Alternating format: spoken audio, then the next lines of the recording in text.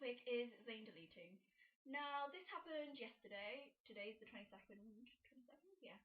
And basically, Zayn posted two very emotional tweets and then promptly deleted. Like, his account was gone and everyone was in a bit of a frenzy, really. I mean, I was online then because I've lost the meaning of the word sleep.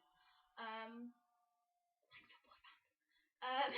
But basically, it all got very angry between us because he said that it was fans' fault, basically. There weren't enough nice fans and we just had to tweet him on the group account. Now, our reaction to this wasn't as humble as I expected. The first thing that really caught my eye on my timeline was someone put, ROP Zayn Malik, Twitter user, we will miss you, or something. Right. There are so many things wrong with this, okay? He's deleted his Twitter. He is still breathing, okay? You don't need to act like he's died. He's deleted his Twitter, not his life, okay? Please calm yourself. And then someone was like, oh, I feel like Zayn's broken up with us. How is this possibly like breaking up with us? Oh yeah, remember that time where I deleted my Twitter? Yeah, my girlfriend's well pissed off. It doesn't work like that, okay? You do not dump someone over Twitter. Well, if you do, that is really, really harsh, okay? Don't do that. But anyway, he'd be like dumping 5 million girls, okay? This does not work. That is nothing at all like breaking up. It's a Twitter account. He is obviously just wanting to take a break, or, well, whether he comes back or not is like anyone can. But he's obviously just wanting to disappear for a bit, get over us like annoying the hell out of him, and just move on with his life. And I hope he'll come back in the next 30 days, because obviously after that you read your account.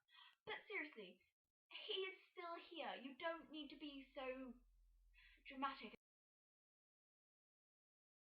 This is a particular one that I really cannot stand, okay?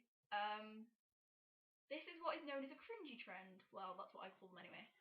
It's these sort of trends that people do one day and just make happen when really they don't need to. Like, I'll log on to Twitter and I'll think, oh, I'll check my timeline, oh, I'll check my mentions, and it's all happy and fine, and then I go, oh, let's see what's trending, see if there's anything interesting, and suddenly I want to throw my iPod out the window, okay? I have an iPod Touch, it is expensive, and I still want to send it out as the nearest window pane, okay? There are what? We'll go by the group account, so 6 million fans on Twitter. Let's just go with that, say there's 6 million fans, right. How many other users are there on Twitter? Well, a lot, okay? And compared to 6 million, it's a lot.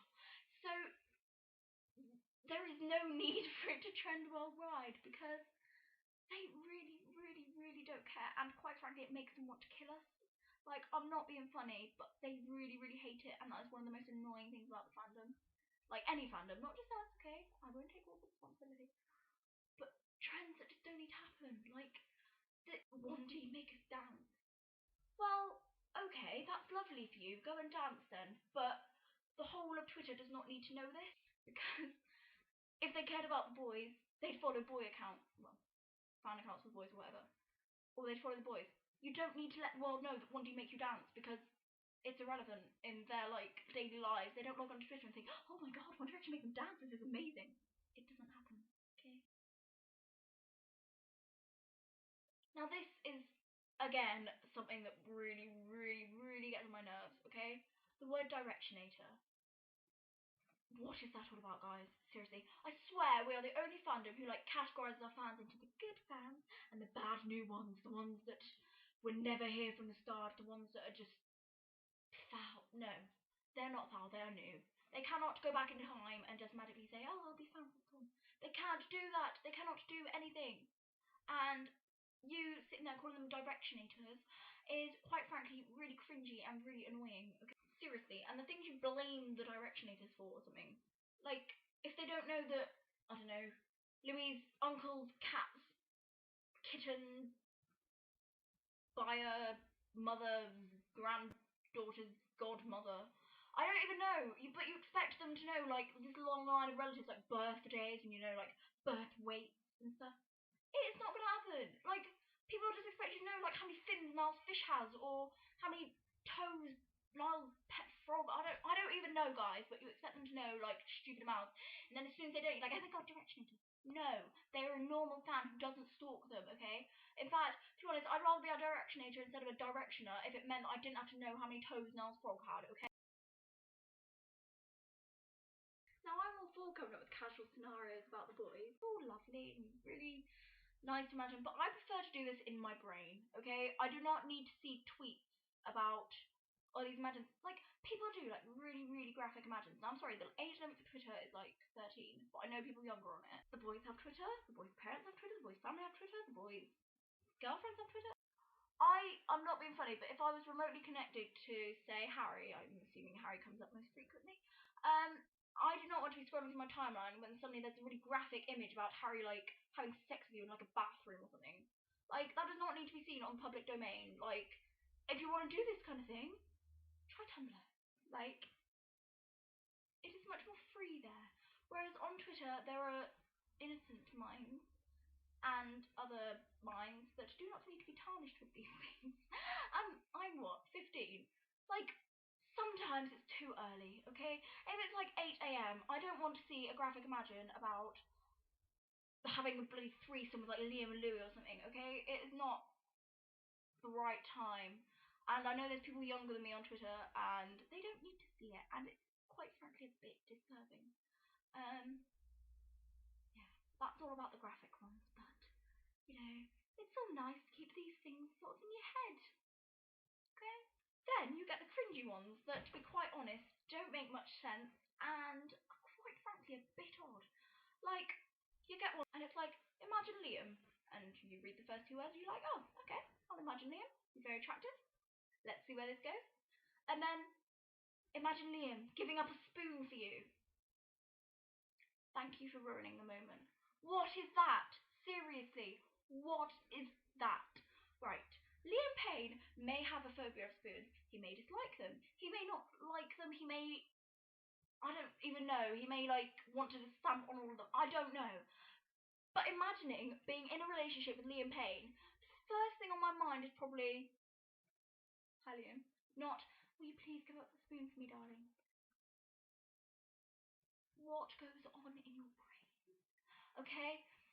I do not want to sit here and imagine Liam giving up a spoon for me because that is quite cringy, embarrassing, and slightly odd. This is a particularly big one in this fandom, because we tend to have the odd few who take it in their liberty to practically stalk the boys. I'm not gonna lie. There's knowing cute little facts about the boys that you can quote in conversation, like, oh yeah, Louis was born at this hospital. Oh yeah, Harry had this dog at 3. They're alright, they're fine, it's nice to know a bit about the boys. But when you start drawing out their blood types, their like birth certificates, they're like every little thing about them, it's a tad creepy, okay? Like, not just the boys either. I swear to God, someone found like Paul's prom photo or something. What is this? That is the boy's like bodyguard person. He's lovely, we love him, he's fab. I don't need to see the prom picture.